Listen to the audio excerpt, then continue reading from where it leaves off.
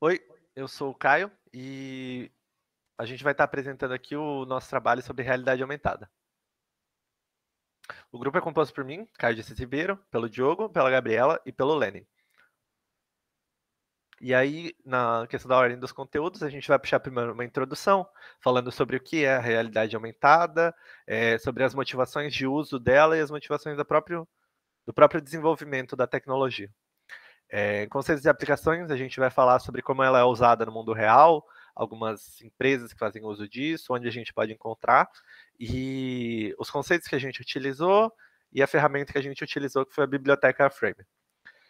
Processo geral, a gente vai mostrar o diagrama de blocos de como a gente desenvolveu o trabalho no geral, mais ou menos um fluxograma do desenvolvimento do trabalho.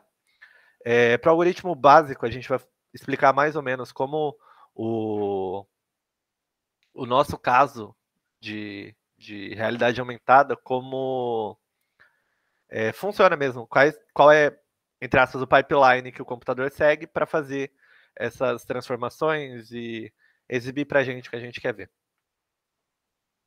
E aí, em resultado de aplicação, a gente vai mostrar os resultados do nosso trabalho, as imagens que a gente gerou, é, e o vídeo e tudo mais assim.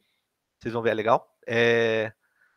Trazer uma conclusão a respeito do futuro e do que é a realidade aumentada e como ela pode ajudar a gente no futuro, e trazer as referências bibliográficas que a gente usou para desenvolver o trabalho.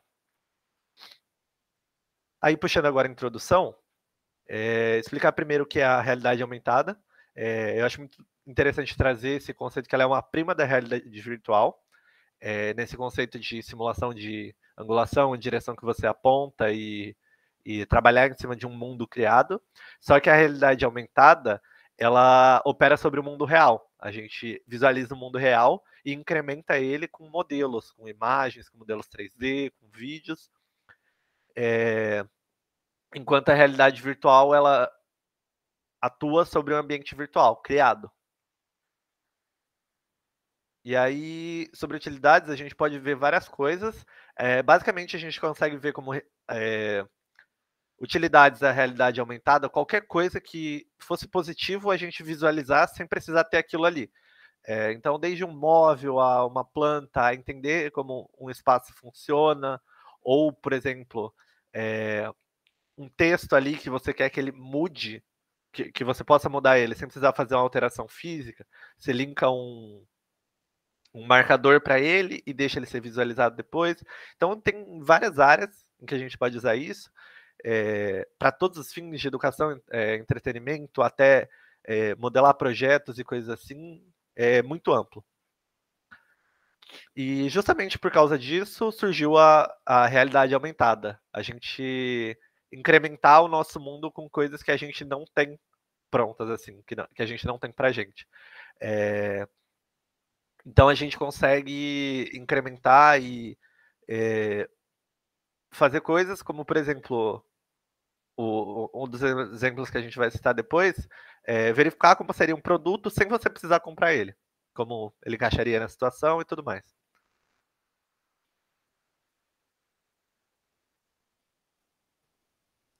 Bem, agora explicando sobre os conceitos utilizados em realidade aumentada, a gente tem a parte da iluminação, que normalmente é bem utilizado o algoritmo de Phong, que consiste na interpolação da iluminação ambiente, que é a iluminação normal do cenário em determinado objeto, a iluminação difusa, que seria uma simulação da reflexão da luz numa superfície rugosa e fosca, é, e a iluminação especular, que é como se você fizesse um polimento na superfície e você incidisse a luz no objeto.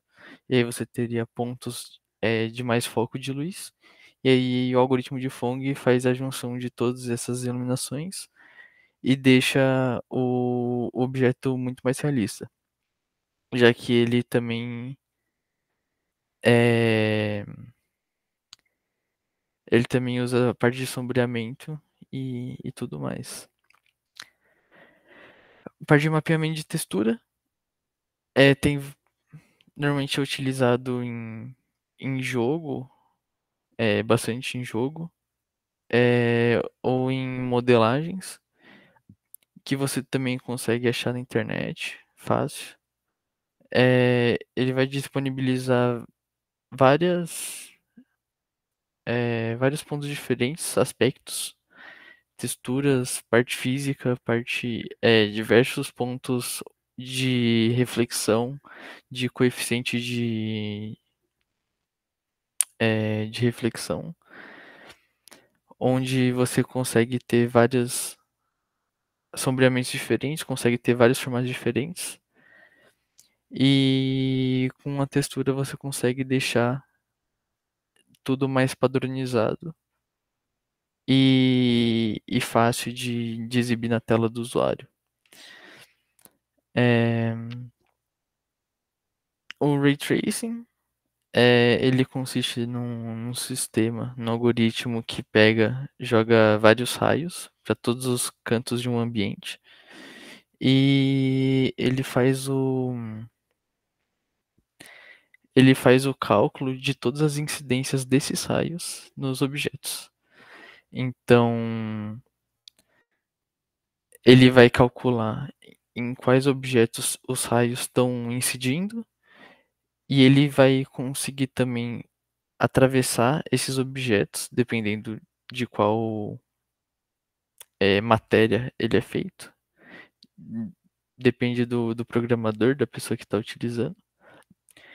Porque pode ser um raio de luz, então ele vai começar a atribuir a partes desse raio do Ray Tracing as atribuições desse raio de luz que também ele entraria em contato e conseguiria calcular para onde esse raio iria, em quais luzes ficariam acesas, qual seria a cor dos objetos, a reflexão, todos esses aspectos de realismo de luz que a gente tem num ambiente normal. A detecção de colisão, raycaching, também a mesma coisa, usa raio para ver a incidência e ver o ponto de contato entre objetos. A câmera, a gente consegue usar a projeção perspectiva e as coordenadas dela para conseguir materializar. Materializar não, né? Mas virtualmente apresentar num cenário um objeto, um personagem, qualquer coisa que você tenha feito ou pego de alguém, usado um software. E você consegue botar, dependendo da perspectiva, da distância, botar o personagem objeto de várias proporcionalidades diferentes. Também tem o culling, que é algo normalmente que é para modificação de imagens. Tem gente que faz em vídeo também, que ele pega algumas faces e consegue sobrepor elas com outras, modificar também. E na realidade aumentada é bem importante isso, dependendo para o que você vai usar. E a animação a gente tem a interpolação, spline, para deixar mais natural os formatos dos objetos, fazendo a parte da interpolação, né, de deixar mais curvo, menos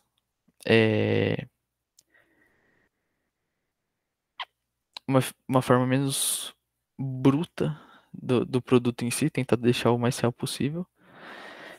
Tem o Skeletal Animation, que consiste em você pegar uns, uns pontinhos, assim, uns pontos, umas retas, fazer um esqueleto numa pessoa, em forma de pessoa, e fazer a animação a partir daquilo. Teve um caso interessante que faz pouco tempo que eu vi, que era alguém testando essa Skeleton Animation para ver a postura da coluna. Aí a pessoa estava sentada, aí uma reta é, era a coluna dela e a outra marcava a angulagem da cabeça e do pescoço. Aí, dependendo da angulação, falava se você estava sentado de uma forma adequada ou não. E o Keyframe Animation, ele, ele pega várias partes de um frame, que seriam como se fossem prints de tela, e vai fazendo uma animação com base nisso. E só para também adicionar, as coordenadas da câmera. Na câmera a gente utiliza para a gente poder situar melhor o ambiente, para daí a partir da centralização da câmera, para ver as coordenadas da câmera, a gente projeta daí as imagens da realidade aumentada para que elas sejam melhor visualizadas.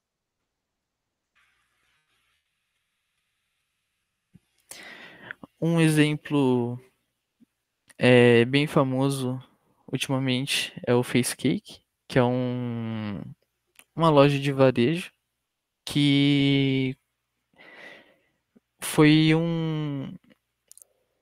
com a tecnologia da realidade aumentada, conseguiu abrir uma ampla rede de entrar no mercado bem forte.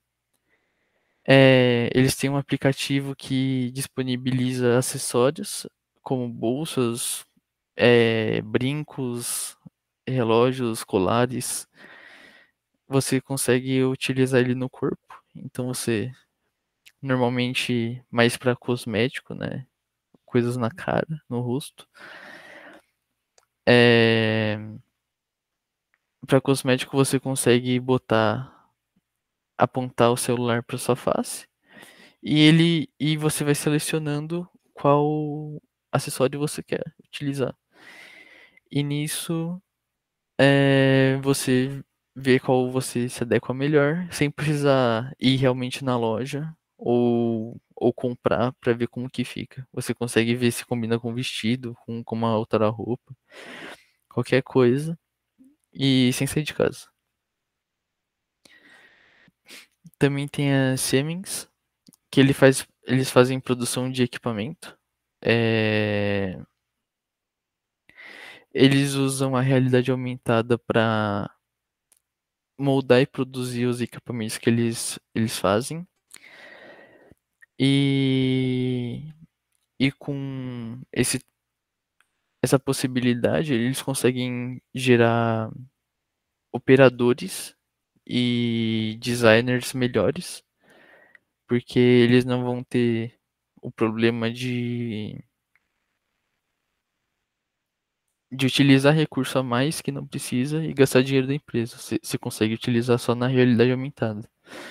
E eles conseguem analisar se um produto vai ter alguma deficiência em alguma parte, se vai quebrar em outra.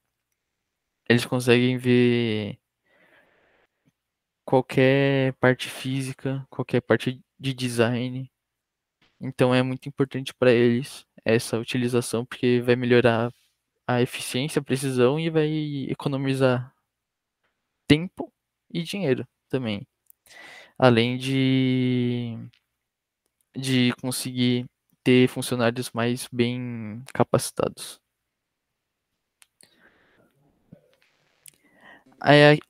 A, a IKEA é, assim como a Facecake, uma loja que criou um aplicativo para vendas em casa. A Facecake é relacionada a acessórios, a produtos e cosméticos para a pessoa. E a IKEA é de móveis e produtos. Então você consegue pegar uma região da sua casa, às vezes um canto onde você quer botar um sofá, e você escolhe o sofá, escolhe o modelo, a cor, e você testa para ver se ele cabe, se fica bonito, se é condizente com o seu espaço. E ele utiliza medições reais Então você consegue ter uma boa noção de como que seria realmente comprar aquele objeto da empresa. E temos o famoso Pokémon Go, que foi desenvolvido pela Niantic. O aplicativo, o jogo de Pokémon, acredito que todo mundo conheça. Mas para quem não conhece, você é um treinador e você vai pegando monstros para batalhar. No caso, você no aplicativo no jogo, você consegue pegar os Pokémons e você batalha, tentando capturar eles, você mira a tela no ele vai pegar a sua tela, vai pegar a sua câmera e vai mostrar o Pokémon em determinado no ambiente que você tá, em determinado ambiente que você tá ali. E é uma boa interação principalmente para criança, porque ela consegue ver os Pokémons, os monstros ali na frente dela. E é uma interação bem real e bem divertida também, para todas as idades, na verdade, né? Porque todo mundo joga. Mas enfim.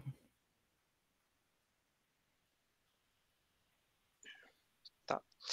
Vou falar um pouquinho sobre o processo geral agora, que é o nosso diagrama de blocos, né? Que basicamente é o modelo que a gente escolheu para fazer o projeto e o modelo que a gente pegou para ter como nosso fluxo de produção, né? Primeiro a gente fez um estudo para buscar casos e aplicações do uso da realidade aumentada e fez um levantamento teórico sobre o assunto também. Depois a gente começou a estudar esses fundamentos e princípios que envolviam a realidade aumentada, né? Para seguir para o próximo passo, que é definir o projeto de fato que a gente ia fazer, né? Para a gente ter uma ideia primária do que a gente ia fazer.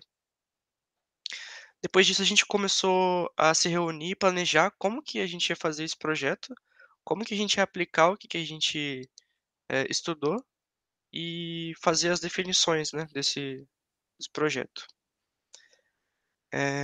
Depois veio um estágio meio de rotatividade, que sempre quando a gente descobria algo novo ou estudava e pesquisava alguma parte teórica, surgiam novas ideias e assim a gente acabava voltando para a parte de planejamento. Então ficava algo meio rotativo assim. E quando a gente terminou de definir o que a gente ia fazer, a gente passou para a parte de implementação, né? Depois de começar a implementação veio outra parte rotativa também, que é que sempre que a gente terminava de fazer um bloco do código, uma parte do código, surgia a necessidade de teste, claro, né, para garantir que tudo estava funcionando corretamente.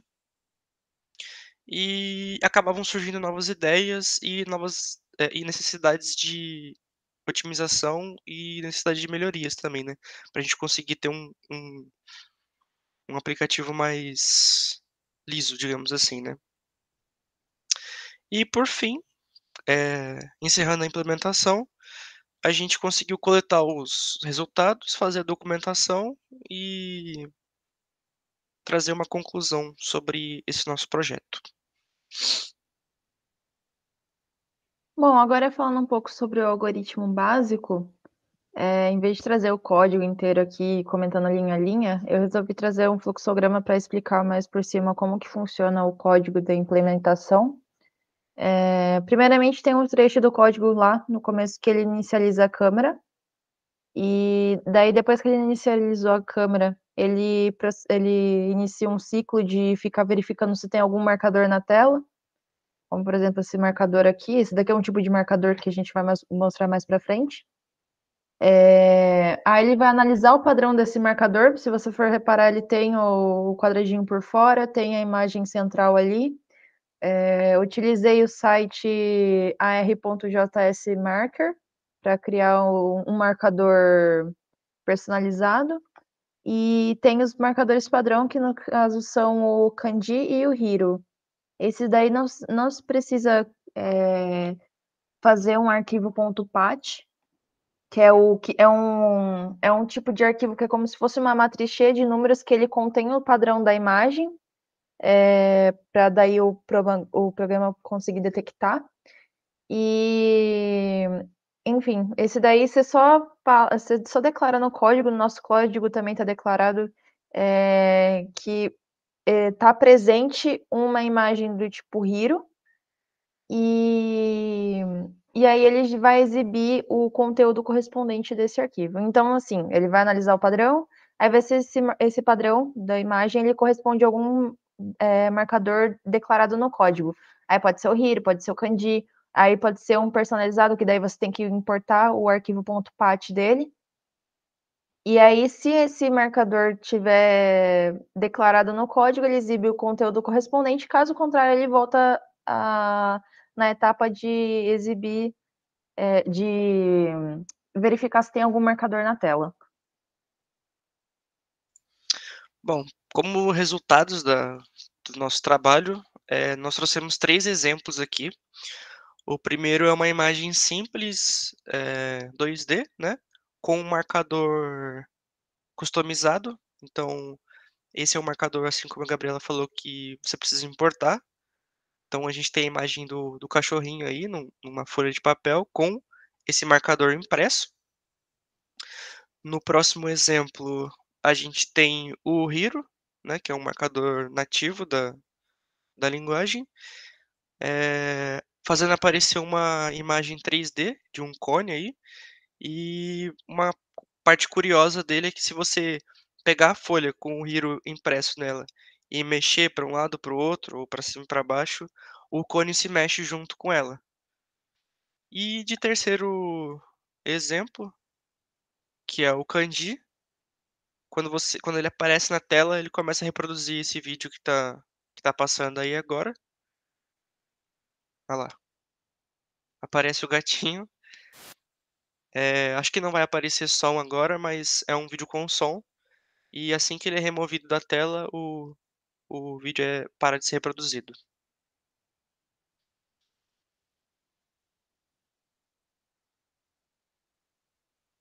E aí, para a gente poder concluir o nosso trabalho, né? A gente pode inferir, então, que a realidade é uma forma revolucionária e inovadora de a gente observar o mundo, porque a gente observa coisas não só com o nosso próprio olho, mas através de uma tela. Então, é só você apontar a câmera do seu notebook, do seu celular, para daí você poder visualizar uma coisa que fisicamente ela não está lá, mas virtualmente ela está. E existem diversas aplicações, como a gente já mencionou, como a Equi, o FaceCake, o Pokémon Go, a Siemens, que elas utilizam dessa tecnologia de realidade aumentada.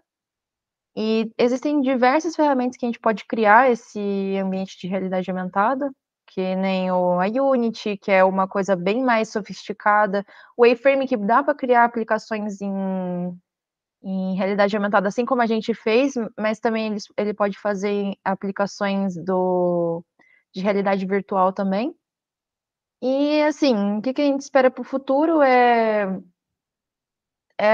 cada vez mais a realidade aumentada está presente nas nossas vidas, assim como a realidade virtual. E, assim, ser aplicada nas áreas de arquitetura, de medicina, na venda de imóveis, como já tem acontecido no caso da IKEA, de roupas, como é o caso da FaceCake. E isso está presente, tá cada vez mais presente em diversas empresas, indústrias pelo mundo afora, né? Aqui tem só alguns exemplos que a gente pode imaginar no cotidiano, mas, assim, pode ser que lá mais para frente isso possa ser extrapolado a outros níveis, até uma exploração em outro planeta, quem sabe. E agora a parte das nossas referências. A primeira e mais importante de todas é uma dissertação de mestrado da Universidade da Beira Interior, que fica em Portugal. A gente estudou bastante essa dissertação de mestrado para produzir o nosso projeto. A própria biblioteca do A-Frame, que é o framework que a gente usou para produzir esse nosso projeto de realidade aumentada. E os exemplos que a gente citou aqui, que são dessa matéria da CNN Brasil, e citam outros exemplos também, inclusive, e recomendo vocês darem uma acessada lá para verem quanto coisa legal mais tem também. Eu gostaria de fazer uma ressalva aí que é o A-Frame ele é um framework que ele serve para aplicações web. Então, o nosso trabalho a gente fez como fazendo uma hospedagem de um servidor interno, né? Usamos o Champ para fazer a hospedagem, para gerar um servidor local e aí ele abre uma guia no navegador.